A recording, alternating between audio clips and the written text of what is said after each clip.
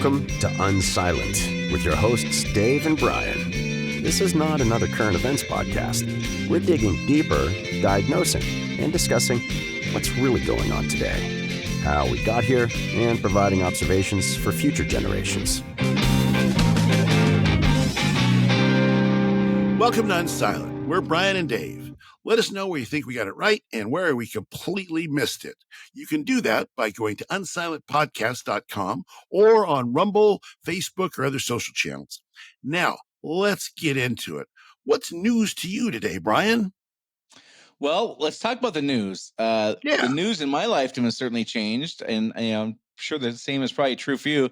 How would you explain to Kenny G? And for those of you new listening, we're talking to Kenny G, who is adult around the year 2090, probably going through a similar period of time where he's probably wondering, like we are, like what the hell's going on? Why are things falling apart? Exactly. But how would you explain, Dave, to Kenny G, what news was like when you were young and what it's like now? Well, when I was young, and for most of my lifetime, frankly, up until just recently, the news was an objective thing where there were people out, the reporters that were out, they were telling us what was new in the world. That's where the word news comes from. What's the new thing that's happening out there? They would tell us about something, but we very rarely know or knew what they thought about it. So they would report. There used to be, what was it? We report, you decide was, I think that was Fox News or somebody's logo, or their tagline. Right. And so it was when I was growing up, people would pretty well trust the news anchors. So like, Tom Brokaw, Huntley and Brinkley. There's the Huntley Brinkley hour back in the day. There was, people with deep voices who looked into the camera and told us what was happening in the world. Yeah. And very Sam rarely told us Donaldson what had to a think very about it. stern look all the time. I don't know if I ever saw Sam Donaldson smile one time. Yeah, I know. No, that's true. Well, even the news commentary shows were pretty much, they weren't partisan. They weren't really, to a great extent. So it was looked at as a trusted source of information because we can't be everywhere.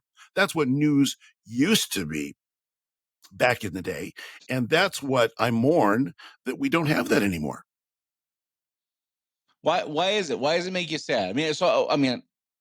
How would you explain to Kenny G why it makes you sad? And to do that, I think you would have to explain how you describe how it is now compared to then. Right.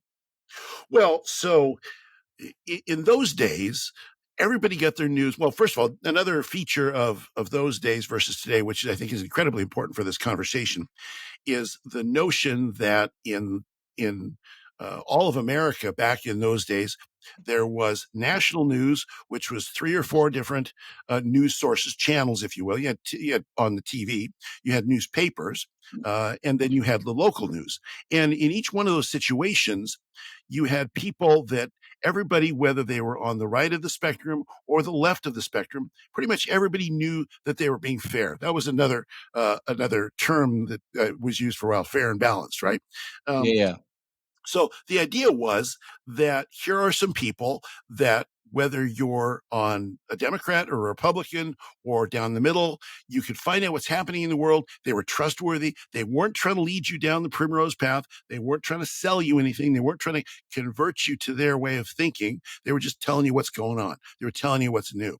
What I miss about that is that pretty much that doesn't exist anymore. There are very few places you can go and say, well, just here's what's happening in the world without somebody's spin on it that says that here's what's happening. Here's the things you should pay attention to. Here's the things don't bother paying attention to because they're not important. They want to do the thinking for us. Now, reason I miss it, because I want to do my own thinking.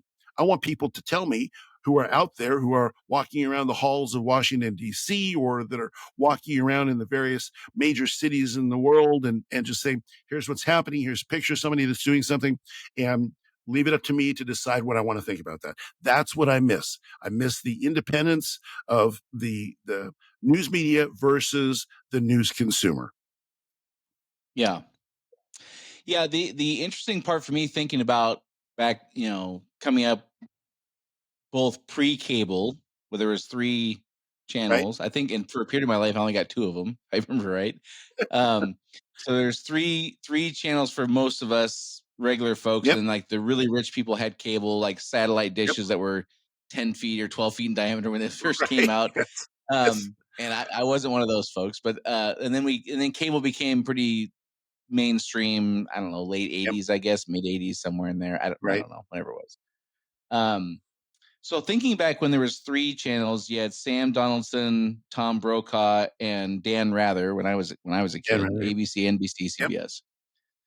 And now we know, like Dan Rather, for example, he came out pretty hardcore left, progressive, Yeah, he did. Yep. around 2019, I think is when he really started. Like, he said something at one point, I'm paraphrasing, I'll probably get parts of it wrong, but basically said, we now have a sitting president who's basically said he's not going to leave the office if he loses. And like, we're Right. seeing tyranny unfold before our eyes. And, like Right. he was like, the sky is falling about Trump. If Trump lost, like Yep. his prediction was Trump was not going to leave and like was going to call in the army to surround DC, and like pretty extreme point of view, I would say. Crazy Right. stuff. Yeah. Crazy. So, but my point is with that, in 2019, he had retired, and it was in vogue for him to do that. If you Yeah. back up to 1990, when he was the anchor, his beliefs probably didn't shift a whole lot, maybe some, Right. but what makes him go probably didn't shift a whole lot. But it would have been very gauche or out of place or forbidden or Yeah. really Yeah. frowned upon for him to even Unacceptable. let on what his personal view was, because that Right. wasn't the role. The role was to call it balls and strikes to the best of your ability. Now, Right. my question for you is, when there's only 3 news sources and they essentially have a monopoly on the news, do you think it's really possible that a monopoly of any sort wouldn't distort things to their benefit or wouldn't alter things in little ways to, like, it's like the more cynical as we're seeing the things going on now, I become more cynical. I'll just say Sure. it. Sure. And it seems to me like, okay, in other monopolies, the people who hold the monopoly always manipulate things to their advantage. Is it Sure. really possible that that wasn't happening with the news when they had a monopoly on the news?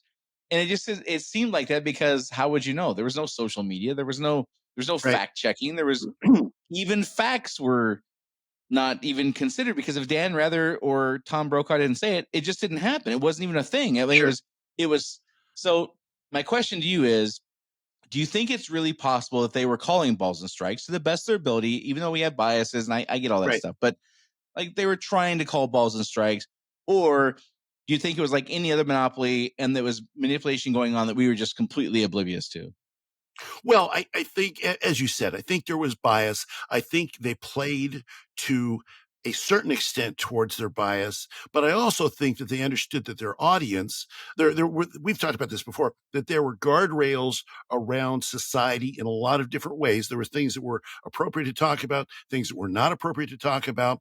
And so certainly they would have manipulated things, moved them in some small direction towards their preferred narrative. I'm sure that's true, but they Yeah. also recognized that there wasn't this stovepipe scenario where we've got 5,000 different interest groups that each want to know only the things that have to do with their own individual interest groups. So so I think the societal situation was different enough so that even though they might have leaned, and I think now we know they leaned left. And I Yeah. mean, that's probably one of the reasons that the Democrats, for instance, didn't held sway over most of Congress for 40 some odd years Yeah. until the Republican Revolution in 93, I think it was. So, and it was probably because the news was tilted slightly to the left. But there was also, I think, a level of integrity that said, more so than today, at least, Yeah. that said, we, even though we don't like these, I think they treated Reagan relatively fair in the 80s. I think they treated Bush relatively fair in the 80s and early 90s.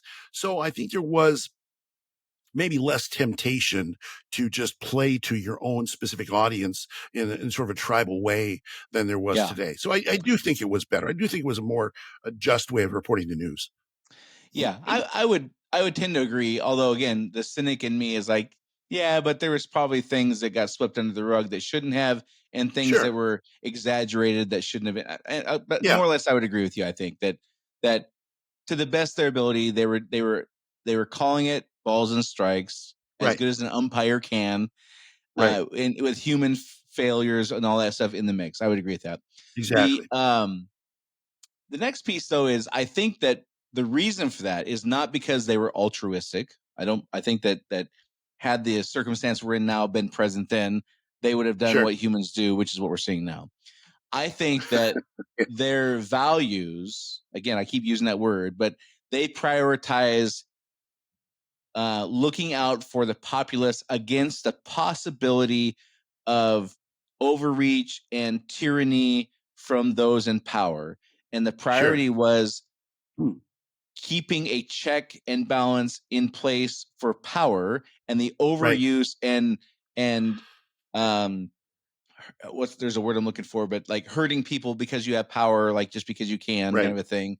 That they really valued that, and they knew that that's what their purpose was, and they stayed true to that. And deviating from that would have cost them ratings, because that's what people counted on. That's why they watched it, and so they watched local news to like see, like, you got the puppy dog stories and the school closures and or like the things that happen at schools, like school board things and the rapist that was on trial and like what. Okay, you had like the local news, but national news was, in my recollection, was all about keeping power from people from abusing their power and hurting the little guy. And I think people counted on that. And if they would have deviated from that, I think people would just stop tuning in because they wanted that. Yeah, I think, that's a good point you bring up. I think part of it was a point of pride in journalism that existed in those days. And that point of pride is that we as journalists are the check on power. Right. So, for instance, there were certainly right-wing journalists, people that leaned Republican during the time of the Watergate trials. Yeah. And Nixon was Republican, but everybody was in agreement that he did things wrong and he had to go. And not only in the news media, but in the Republican Party, et cetera. So I think there was a more of an allegiance to some principles. Now, again, I don't necessarily think it's altruistic principles. It could be that, we are journalists and we hold the powerful accountable, as you said, and and this gives us a favored position in society. We're protected by the First Amendment. So, there could be some human pride in that, but it kept a check on just being completely agenda driven towards a political outcome that they wanted. Yeah, I also, I guess I agree with all of that, and I would supplement it by saying, and I think the population at large enjoyed and counted on and felt as like a part of our American fabric, having this unbiased, unconnected force to keep government from getting out of whack. And everyone valued that. And if Tom Brokaw would have stopped doing that, his ratings would have suffered, and ratings are king. Yes. I think the ratings is what helped keep them in that altruistic mode, which was driven by the population wanting that check on power, where now the population doesn't want to check on power. Now the population wants their side to win. Yes, and there's a long American history of what they call the Fourth Estate. The idea the Fourth Estate is and that's been used for hundreds of years to describe the news media as the organization that was a direct counterweight towards governmental authority. And so I think there was this adherence, sort of almost a patriotic adherence to the idea of we are the Fourth Estate, that has sadly just gone completely out the door in our day. So I think that's a big part of it too. Yeah, I guess what I'm getting at is I'm not really sure if I'm not sure which side is the chicken and which side is the egg.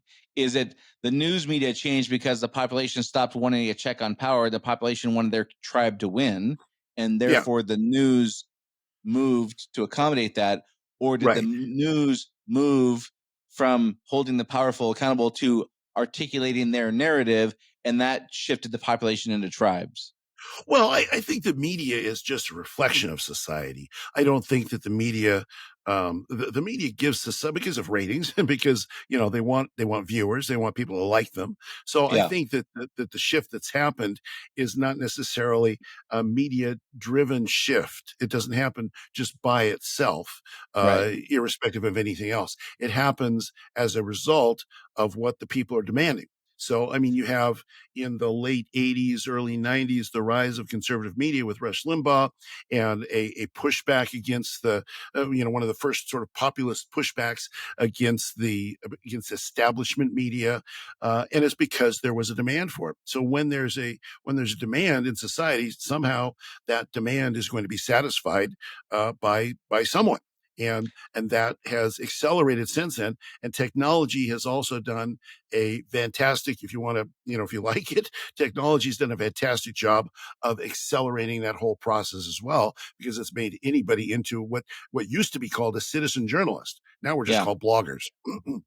Yeah. Well, there's a whole movement for citizen journalists with James O'Keefe. He's doing some pretty wild stuff that, Oh yeah, and I mean that in a amazing. flattering way, by the way. When I say Yeah, wild, I mean like daring, yeah, bold stuff that he's really exposing for things sure. that I think is frankly necessary. I guess Yeah, I would push back a little bit on like our whole topic last week was about the blob, and the news media yeah, is part of the blob, and sure. so that whole that stuff that Mike what's his name But you mean Ben's? Hines Benz Ben's, Mike Benz he talks about how the media is part of the blob where sure.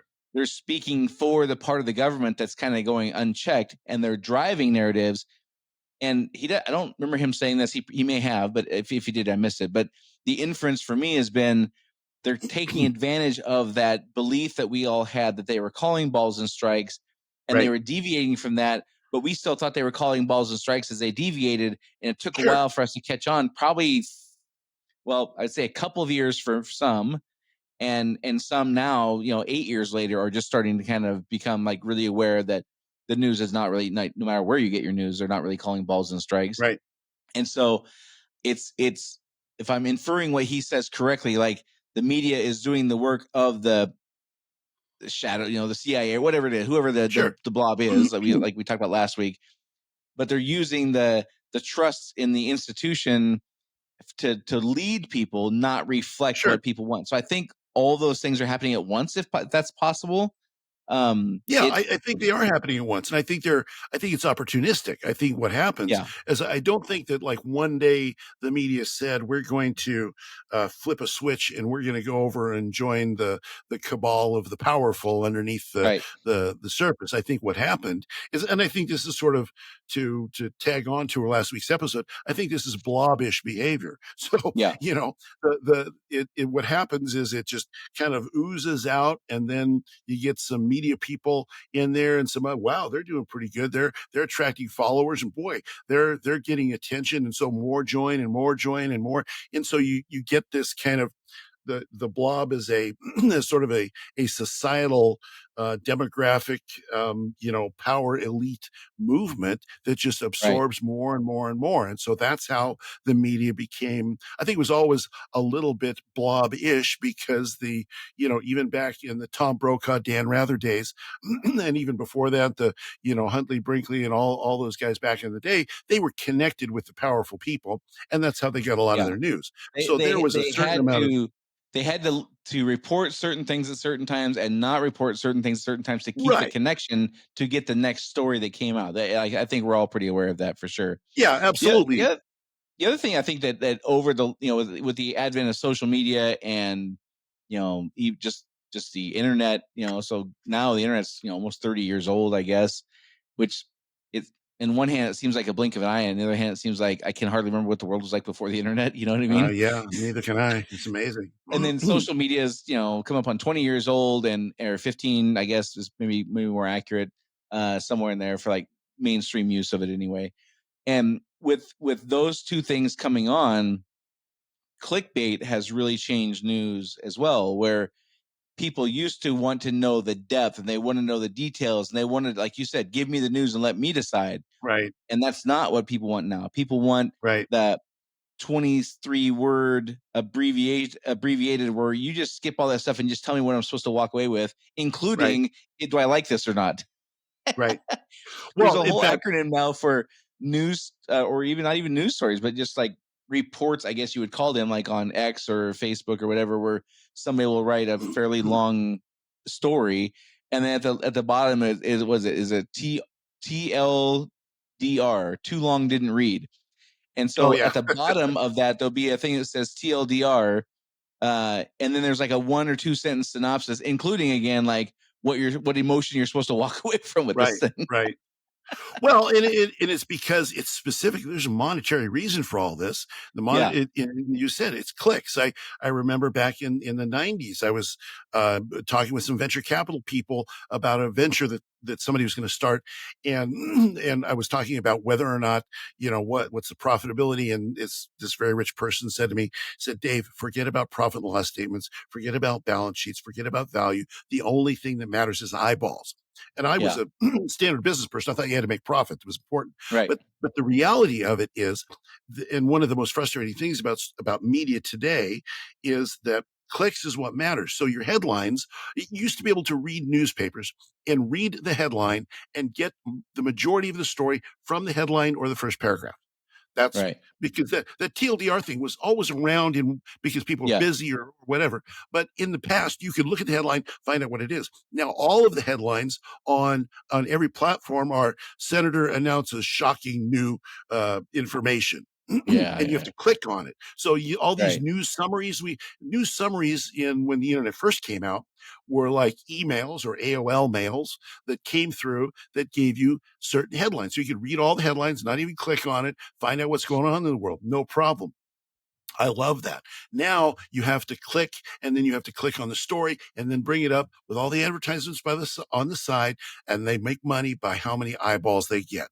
yeah. That's another frustrating thing about the current modern media. Can you imagine a modern 17-year-old, let alone Kenny G's kids, 65, 70 years from now, opening an old school newspaper and reading a headline somewhere on page 1 or 2 or whatever, and seeing the little thing that says continued on page 6, and having to fumble through the newspaper to find page 6 and like That would be so scan it, like foreign. where's the rest of the story? Like it's laughable that somebody would do that nowadays, and It's that so was everyday completely reading. foreign. Oh, well, exactly, exactly. Well, and now, I mean, the other part of now is that everything has got to be surrounded by bright colors. It's got to be satisfying all those pleasure centers in the brain when Yeah, you read it. So whether you go to CNN or Fox News or MSNBC, you've got to have all sorts of eye candy with the news. So it's become a multimedia experience, not just, newspapers used to be, it's printed in black and white. If it's not in black and white, it's not real. Now it's right. like if it doesn't have 14 flashing, light bulbs all over it, Yeah. it's not going to be even And if the consumed. headline doesn't say something like shocking new revelation or something like that, if it doesn't have something like that, people just like dismiss it. So Exactly. these extra emphasizing, I guess emphatic descriptors and things like that, like they're being so watered down because this shocking new thing happened. And you open it up and you're like, this thing happened 18 months ago, and like, who cares? Right. Well, it's But they hyper got you to emotionalism. click, and that's all that matters. To your point, That's all that matters because that's where you make the money. That's why yeah, Mr. Beast is a multi gazillionaire because he gets the clicks. That's yeah. all that matters.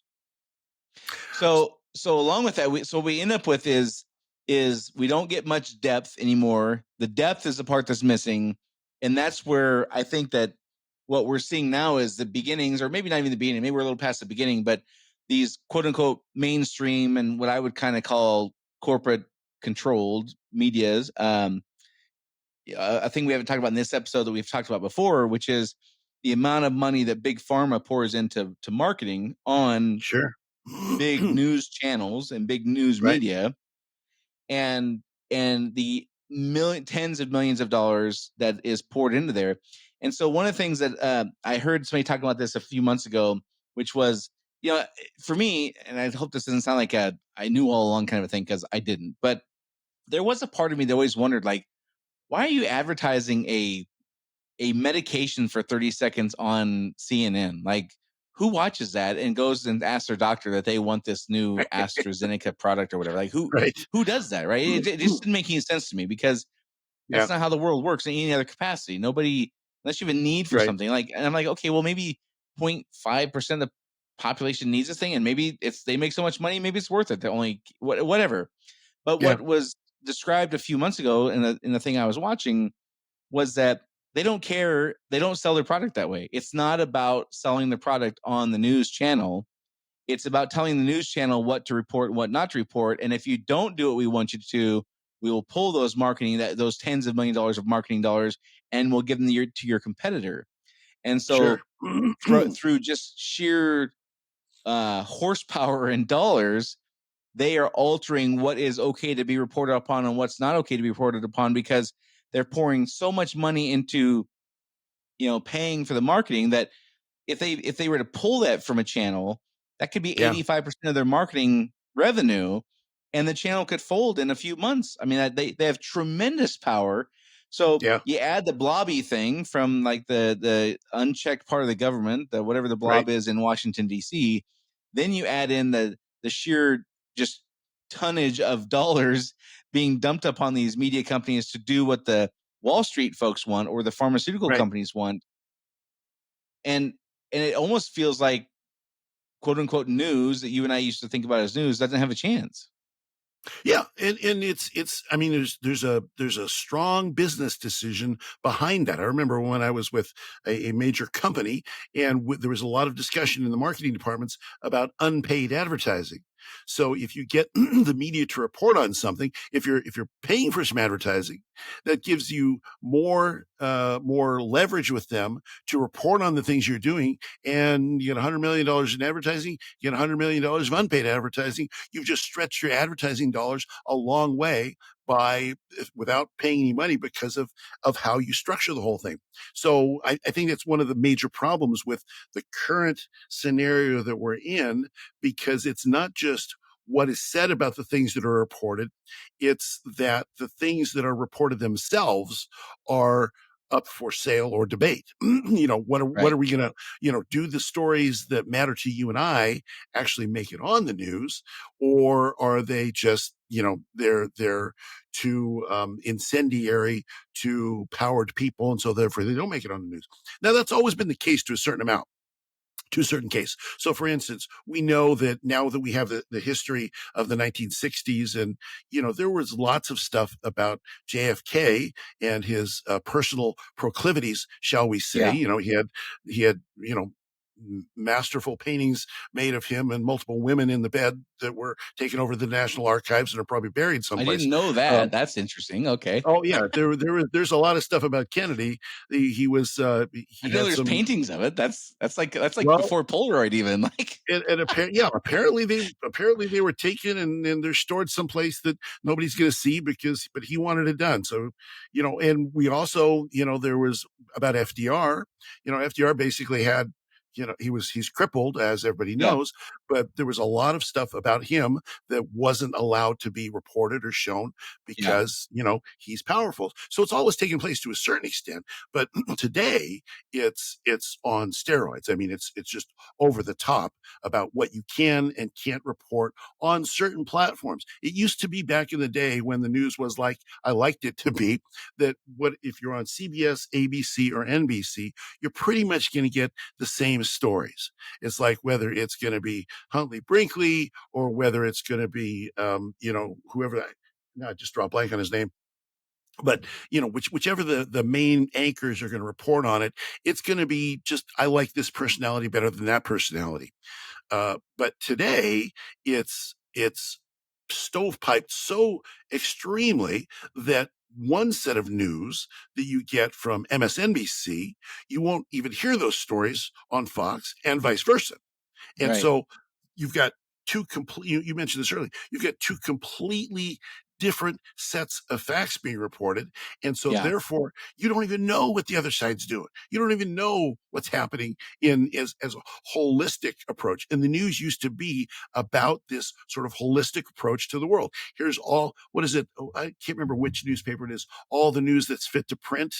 Which papers? I can't remember which paper that is. That's the New York Times, wasn't it? No, is it? I don't remember. And now their democracy dies in darkness, which is basically the maybe halls of the it's New the York Washington Times. Post then.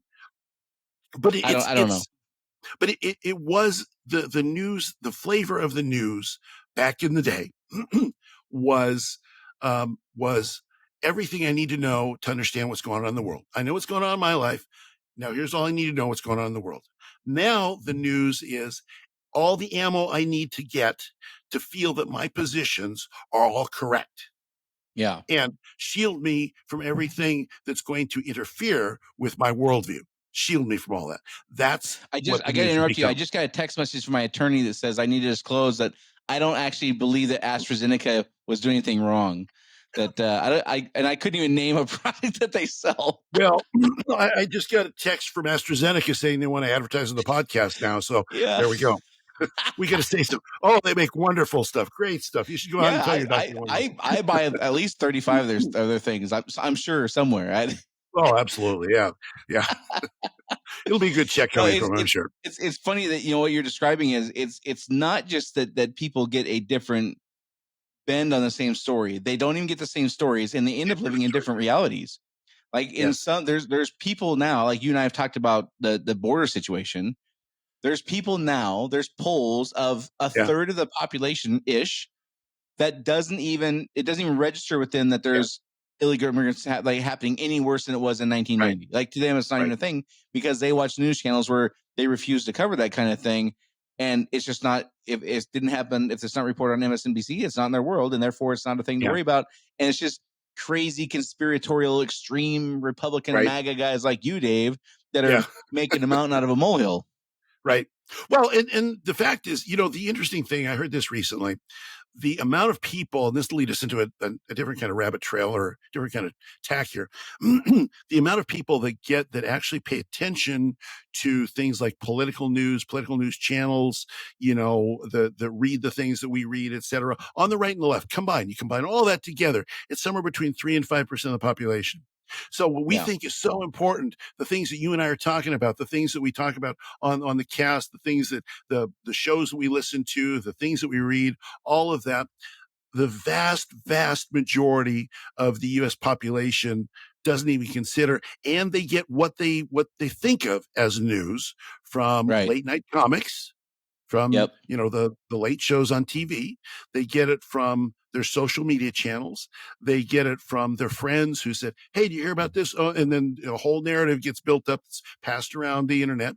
So they don't even get real news anymore because they're not interested in it. They just because there's so many distractions in the world. So that's a whole nother phenomenon. Yeah. Well, I believe that trend will continue until it can't continue because the consequences of reality, again, reality will win, and the consequence of reality will force people to have to wake up. One of the things I started to say earlier that I kind of got sidetracked on, I think one of the things we're beginning to see now, and maybe we're past the beginning, but for sure, the kind of corporate controlled media, as I was saying, and mainstream media, like traditional media, like whatever you want to call them, like the big cable news outlets, those kinds of, and the big traditional newspapers that are big or whatever, it's beginning to emerge where these kind of less narrative driven, more like the James O'Keefe stuff, who are like they're willing to go in there and do bold and daring things, report things that traditional media just will not, because they can't, because their sponsors just won't allow it. And as those up and coming startup kind of news entities start breaking real stories that people really care about, the law of supply and demand will take over, I believe. We're still a free market society as of this moment, more so than most countries. And people will start paying for things, information that they can get that they can't get elsewhere. And if these staunch, old, traditional type media things are going to be so beholden to, whether it's, again, their sponsors or people who are paying for the marketing and stuff like that, if they're going to be so beholden to them that they're going to pull up and not do full reporting, that gap is going to be filled. And we're beginning to see where that it's being filled more and more. Like who just went out of business last month? It was the one that was sued by the kid who had the red and black face. Oh, was that Vox or Vox or Salon? And not Salon. Wasn't anyhow. It was along those lines. It's one of those. Yeah, they're gone. It wasn't Vox, but it was something like that. But anyhow, the point is they're gone, and in their place have emerged probably 2 or 3 startups who are out there clawing and scratching like the CBS and NBC used to be in 1984. Right. And that I think that we're beginning to see what's going to end up just completely upending that entire industry over the next 10 to 15 years. Well, it's really a return to reporting. Right. I mean, reporting, because you've got sort of two things happening. You've got the narrative based, what are we going to tell people to believe today? So that's one thing that happens. And then, but you've got the James O'Keefe's and other people of the world. I mean, I look back at Watergate, at the work that, happened with Watergate, Deep Throat. You remember the sources that were there,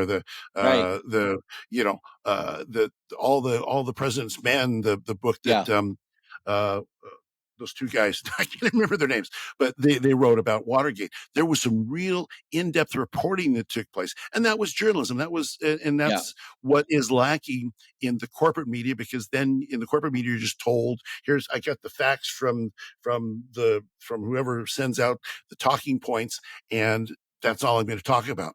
So there's a hunger for that, because at the end of the day, you're right, reality does win. And at the end of the day, people do, at least some people, a significant portion, I think, do value some connection to actual truth about what's going on. Especially when it impacts their life. Yeah. And the impacts are becoming ever, I mean, it's not happening at a, speedy pace, but the impacts are beginning to have real life consequences for people. Deadspin, absolutely. By the way, was the name of that company that went under. Oh, yeah, that's right. Or laid off their entire staff. Maybe they didn't go under, but they laid off their entire staff or whatever. One of the things that I've also heard, and I have something I'm going to read to you here in a little bit that's from like way back during the Revolutionary or post-Revolutionary War. But one of the things I've heard is that the time that you and I have known, like, let's say the 50s or so, or maybe even the 40s,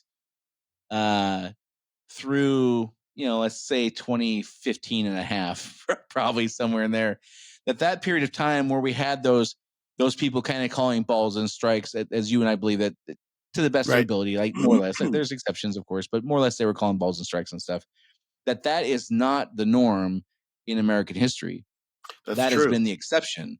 Yeah. And prior to, I don't know what year it was, it might have been in the 19 teens, it might have been in the 20s, it might have been in the 30s, somewhere in there was a shift where the news, as you and I became to appreciate it in the 80s and 90s and whatever, that was the way it was. But at no point in time up to then was that way. It's always been this kind of cutthroat, tribalistic, people live in two different worlds kind of a thing. And I've got something I'll read to you here in a minute after I hear your thoughts on that. But what's your understanding of, like, it's almost like the thing we know is not true American journalism, because we've known this kind of everyone gets along thing, and that's not really what it's always been. No, it hasn't. I mean, during the Revolutionary War, Lincoln was called, I think, a great monkey, or the amount of vitriol that was, now they might have used a little bit more, I don't know, polite, well, not really polite, but more sophisticated language. But they threw, back in the 1800s and 1700s, they threw things at each other that were crazy. They were just, they were not polite at all. This to you. This is the John Adams Thomas Jefferson election. So yes, I think this is where John Adams was elected, and then Jefferson was the next time. I think, I don't know for sure, but I think that's what this was. So here is what John Adams was saying about Thomas Jefferson. This has got to be 1800-ish, somewhere around. I don't know if it's 1796 or 1804. This is the first or the second. Anyway. Right around there. Okay, so if you elect Thomas Jefferson, murder, robbery, rape, incest, and adultery will be practiced throughout the land. Are you prepared to see your dwellings in flames, female chastity violated, or children writhing on the pike? So, that was one flyer going around. And then here is what Mr. Jefferson had to say about John Adams. John Adams is busy importing mistresses from Europe, or trying to marry one of his sons to a daughter of King George, a hideous hermaphroditic character with neither the force or firmness of a man nor the gentleness and sensibility of a woman. Yeah, well, there's your first transgender accusation, I suppose. Yeah, no. Well, see, and that's I think that's it. That's the interesting the Hermaphroditical. Okay, fine. I got that out. Okay, I feel better. well, yeah, I know the root word, but I don't know how it. Wait, that's crazy. But yeah, exactly. I think, and your point is very well taken, because that is the tradition that came from England. We had Yeah, our English forebears. I mean, even now you look at the English Parliament, how they conduct themselves, screaming, yelling at each other. So there yeah. was always this long-standing, you know, combativeness. And yes, they used more fancy words, hermaphroditical. I don't use that in a sentence twice. They use fancier words, but they were When's the still. last time you think you used that word in a sentence, Dave? This is the first time. I think first time in First 60 time? years. But could you And imagine? I Can was you here to see imagine? it. How awesome is that? Yeah, well, you mark it down in your calendar, Brian. That's Can you right. imagine, so we get Trump and Biden going after each other now. Can you imagine if one of them said, if you elect Trump, he's going to put your children on a stake like Yeah. Vlad the Impaler? I would. What's the over under on how many times it would take Biden to say hermaphroditical? Now it took me 4 or 5 to bumble my way through it. I don't think it could happen. I don't think it'll. I think it's a bridge too far. I don't think you could get there. I'm pretty sure that's not a possibility for the man at this point. even if it's spelled down on a teleprompter. But In my there you go. defense, I didn't read that before. I didn't even read the part about what he was saying about the other one. That was the first time I've ever even seen that word, probably, as I was reading it live to you. Yes. I didn't even read the second flyer before I started talking about that. Next note to self: from now on, I'll at least read things at least a once over before I talk about them with a microphone in front of my mouth.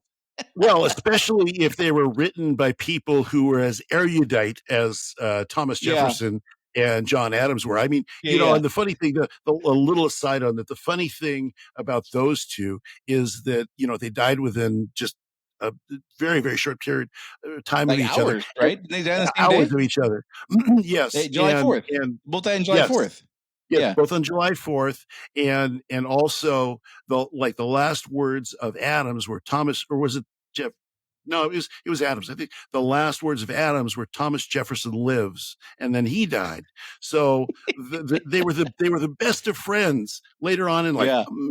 Amazing story. But I Yeah. digress. But at that time, yes, they were bitter enemies because they were political rivals, and I Well, don't interesting suppose you're how going to. it's interesting. Because again, that at that period in whenever that election was, they were at the tail end of the crisis that they went through, Yes. and so there's still this vitriolic kind of exchanges and this Right. tribalism going on. Yep. And then later on, I don't know, what was it, 30 years later that they died, something like that. I don't Yeah, know the something years. like that. Forgive me, I don't Yeah, have the history memorized, but somewhere around yeah, there. Well, they would have been in the next in the the next stage after the crisis. What does yes, William Howe call it? yeah. So it would be Neil the Howe. awakening. They would be in the Before the awakening awakening. period. What's Well, now let's see if the it's 30 years. So it's right anyhow? after the They're at the crisis. point where Yeah, everybody gets along. Like after the crisis yeah, happens, there's this yeah, period of 25 years or 20 25 years where yeah, everybody gets along, and they became friends. And yeah. so I think that's and we're getting way off topic here, and I apologize for that, but I think it's a great illustration of these guys who are absolutely. I read you what they were saying about each other. They could not have been more opposed politically, Elect him, and your and women are going to get raped.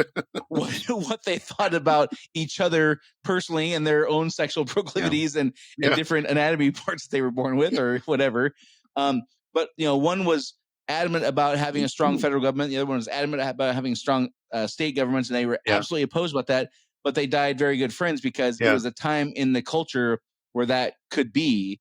And I yeah, think that's a good thing for us all. Is you and I tend to dwell on like going through this crisis phase, yeah, but the next phase after that, people do get along and we yeah, are united. Like this is a common pattern. Anyhow, getting off yeah. track there, but I think it's important to point that out whenever we can It because is. I feel like we get I get too doomsday on these topics Well, sometimes. it's too easy to look at, just my last word on this.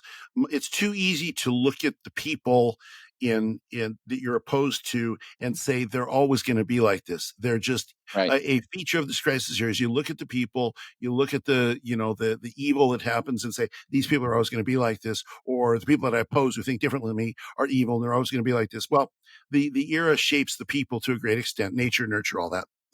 Yeah. One other thing that I think it'll be not even a footnote in history. This will be something that I doubt Kenny G will have ever heard about, but it seems kind of poignant as far as this topic about the news media today. Today, as you and I are recording this, it was reported that Ronna McDaniel was fired from NBC after making a singular appearance for like 2 minutes. Right. And so she was on NBC. She was the RNC, Republican National Party chair, and she was hired by NBC. She made one appearance, and the people on NBC absolutely lost their minds, and they fired her. And she's going to end up making a couple of $1 million probably for one, like 2 or 3 or 5 or 8 minute, whatever, on air appearance. And I don't know if this is true. I heard this reported that she made like a couple of minute, whatever it was, appearance. And then I think Rachel Maddow spent 29 minutes on NBC talking about her appearance.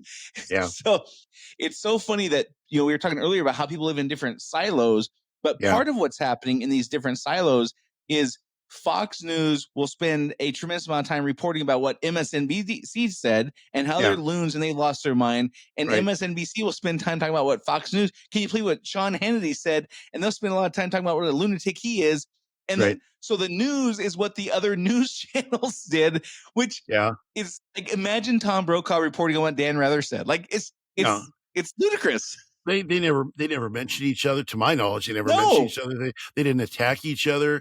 There was a certain amount of professional respect. Well, and it goes to the idea of Dan Rather talking about what Sam Donaldson reported on is it's not even conceivable. It's foreign. Well, and it goes to the point that there was in those days there was a certain amount of there was journalistic integrity. There was an idea that we have an important position. And now, since the narrative is all important, it's 100% important.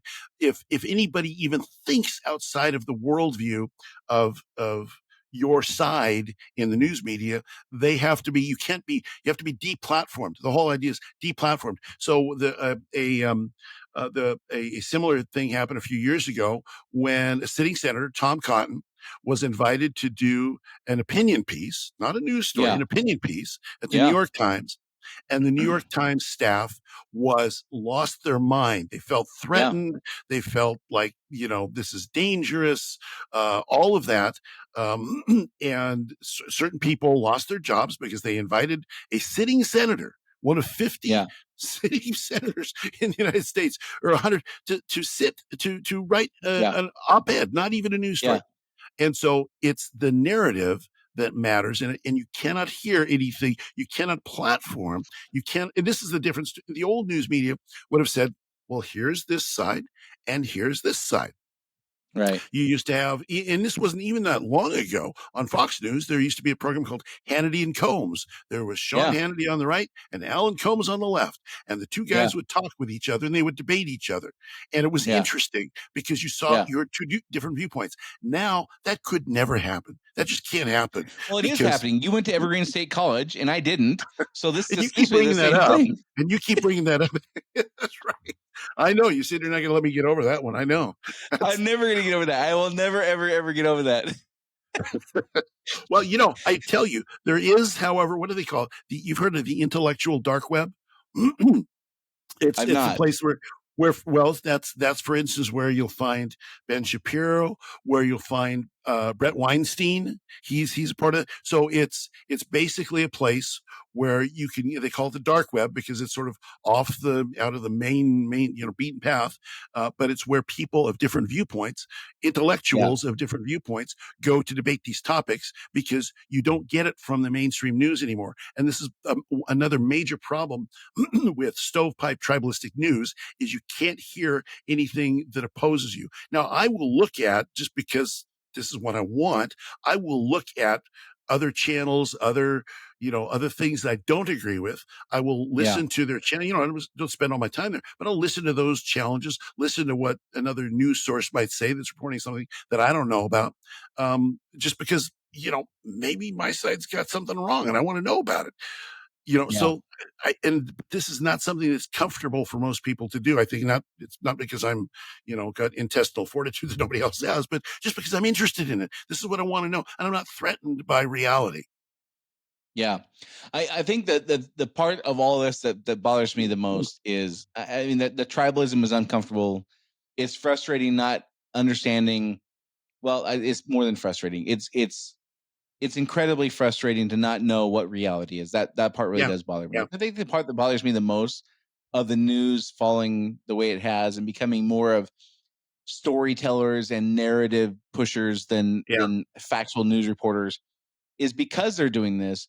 There is nobody holding big, powerful people accountable anymore. That's right. There are no checks and balances outside the government, and the government is impotent right now. The government can't do very many things at all, let alone police itself. Yeah. And so the worst part of this whole thing for me is nobody that anybody really pays attention to is able to hold big, powerful people accountable anymore. Right. That's right. Someday it'll happen, I'm sure, 5, 10, 15 years from now, somebody will reemerge as being able to do that. But as of this moment, and it'll take years for somebody to build the credibility to have that kind of influence where their opinion would even matter. Yeah. And we're kind of in this no man's land for who knows how long, where nobody can hold the powerful people accountable. Nancy Pelosi can keep trading stocks and beat Warren Buffett by 900% on her stock picks and things like that. And that's just okay because there's nobody who can stop it. There's nobody who can say this is ridiculous. Well, and that's why so many people disconnect from the news, because you read stories and in the day, back in the day, oftentimes you'd read stories and everybody'd say somebody had to do something, and then a mass of people call their Congress people and something actually happens. But now, for instance, and it's happening on some local basis, but now you read about all the time, squatters that take over people's houses. Everybody knows it's wrong. It's reported in the news and nothing at all happens. The homeless crisis, we see how, we ought to be able to deal with this, but there's not enough people, and if people only have allegiance to their own particular narrative, and so there's not any consequence to anybody there's not consequence to somebody that people know to impact their opinion more than following the tribe that they're supposed to connect with. Right. Yeah, exactly. Yeah. And that's the summary of the news media today. That's where we're at. All right. Well, hey, as Dave mentioned in the opening, we'd love to hear where you think we're getting it right and where we're getting it wrong. If you're a person living in our time who thinks that we're completely misrepresenting something, and that's not how you see it, that's not how you feel it's happening, we'd love to hear what your thoughts are on that. We want to tell Kenny G the whole story, and Dave and I certainly can't do that for everyone. So you can go to unsilentpodcast.com. You can go to our Rumble channel. There's a great comment section there. Easy to drop comments in the videos there on our Rumble channel, which is in the show notes here. You can find, if you're listening on audio only, you can find that information there. And until next time, this is Dave and Brian signing off. See you next week. Do you want to be unsilent? Make your voice heard on our social media channels and share where you think we got it right or wrong. Go to unsilentpodcast.com for social links so you can join the discussion.